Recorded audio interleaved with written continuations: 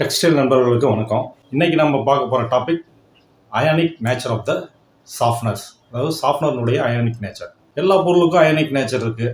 ஒன்றா கேட்டையானிக் இருக்கும், இல்லைனா ஆனையானிக்காக இருக்கும், இல்லைனா நான் அயானிக்காக இருக்கும். அப்படி இருக்கும்போது சாஃப்ட்னருக்கு மட்டும் எதுக்காக இதுக்கு இம்பார்ட்டன்ஸ் கொடுக்கணும் அப்படின்னா அது ஒரு முக்கியமான விஷயங்கள் இருக்குது.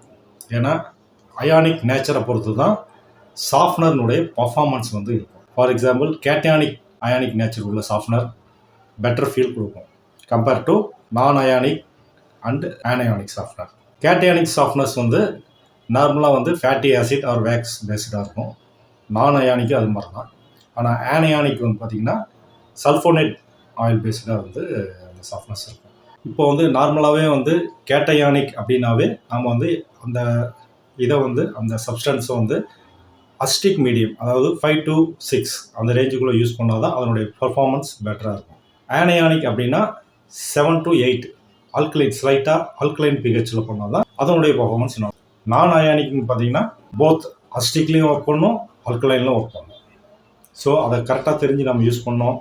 கரெக்டான அயானிக் நேச்சர் உள்ள சாஃப்ட்னர் யூஸ் பண்ணோம், நம்ம ஹேண்ட் ஃபீல் வந்து பெட்டராக நம்மளுடைய ரெக்யர்மெண்ட்டை அச்சீவ் பண்ணணும்.